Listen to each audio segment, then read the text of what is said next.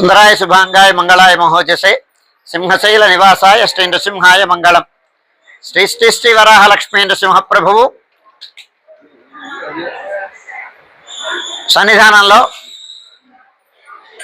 చైత్రశుద్ధ ఏకాదశి అనగా ఈ నెల అంటే మార్చి 29వ తారీఖు ఉదయం విశేషారాధనం, విశేష పారాయణలు అయిన తర్వాత యథావిధిగా బాలభోగం మంగళాశాసనం అయిన తర్వాత మహానివేదనం అయిన తర్వాత మధ్యాహ్నం 2 గంటలకి స్వామివారి యొక్క మధ్యాహ్న విరామం పవళింపు జరుగుతుంది.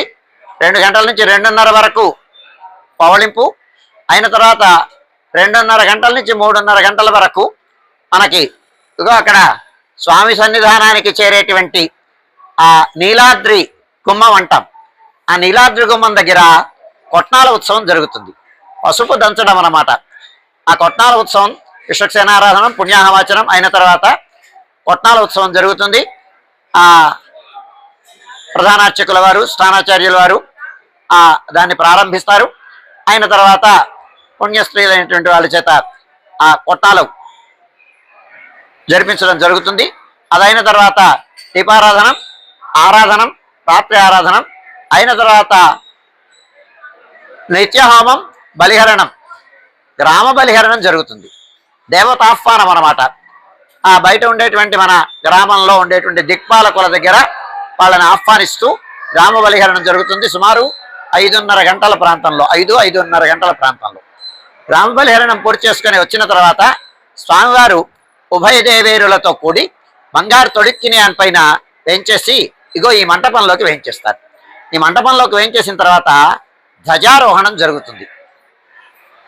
గరుడ గద్యల విన్నపం, ధ్వజారోహణం జరుగుతుంది. ధ్వజారోహణం అయిపోయిన తర్వాత అమ్మవారు ఆ ముత్యాల పల్లకిలోకి వేయించేస్తారు. స్వామివారు తొడిక్కినియంలో ఉంటారు.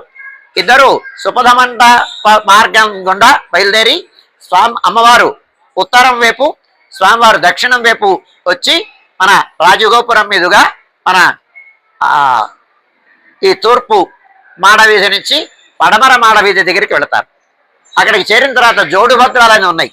ఆ జోడుభద్రాల దగ్గర అమ్మవారు ఒక వేదిక పైన, స్వామివారు ఒక వేదిక పైన వేయించేసి వారిని స్తుతిస్తూ కొంతమంది, స్వామివారిని స్తుతిస్తూ కొంతమంది ఉండి ఎదుర్కోలు ఉత్సవం జరుగుతుంది.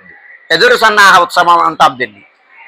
ఆ స్వామి వైభవాన్ని కీర్తిస్తూ ఇంత గొప్పవాడు స్వామి, అలాంటి ఆయనకి అమ్మాయి కావాలి అని అమ్మవారు చాలా రూపవతి, గుణవతి, లావణ్యవతి అని అమ్మవారి యొక్క వైభవాన్ని కీర్తిస్తూ వారు అయిన తర్వాత ఇద్దరు ఒడంబడికి వచ్చి అమ్మవారు స్వామివారు మంగళ నీరాజనం జరిపించిన తర్వాత అమ్మవారు స్వామివారు కలిసి బయలుదేరి ఆ ఉత్తరం ఉండేటువంటి మాడవీధి దగ్గర నుంచి పశ్చిమ మాడవీధికి వచ్చి ఇక్కడ ముందుండేటువంటి రాజగోపురం దగ్గర ఏర్పరిచినటువంటి రథం పైకి వేయించేస్తారు. రథారూఢులు అవుతారు.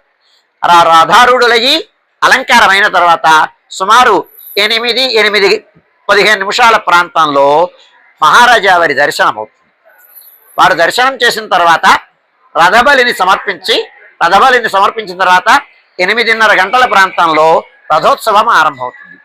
రథోత్సవం పైన స్వామివారు వేయించేసి తిరువీధి జరిపించుకొని వచ్చిన తర్వాత సుపథ మంటపం దగ్గరికి వచ్చిన తర్వాత అక్కడ రథం నుంచి స్వామివారిని తొడిక్కిని పైన వేయించేపు చేసుకొని అక్కడ నుంచి కళ్యాణ వేదిక దగ్గరికి వేయించేస్తారు. స్వామివారు 8:30 నుంచి 9:30 మధ్యలో రథోత్సవం అవుతుంది. 9:30 గంటలకు రథోత్సవం పూర్తయిన తర్వాత స్వామివారు అక్కడ ఉత్తర రాజగోపురం ఆవల ఉండేటువంటి ప్రాంగణంలో ఏర్పరిచినటువంటి ఆ ప్రాంగణంలో కళ్యాణ వేదికపైకి వేయించేస్తారు స్వామివారు. అక్కడ స్వామివారి అలంకరణం పూర్తవుతుంది. సుమారు 10:30 గంటల ప్రాంతంలో స్వామివారి తిరుకల్యాణ మహోత్సవం ఆరంభమవుతుంది.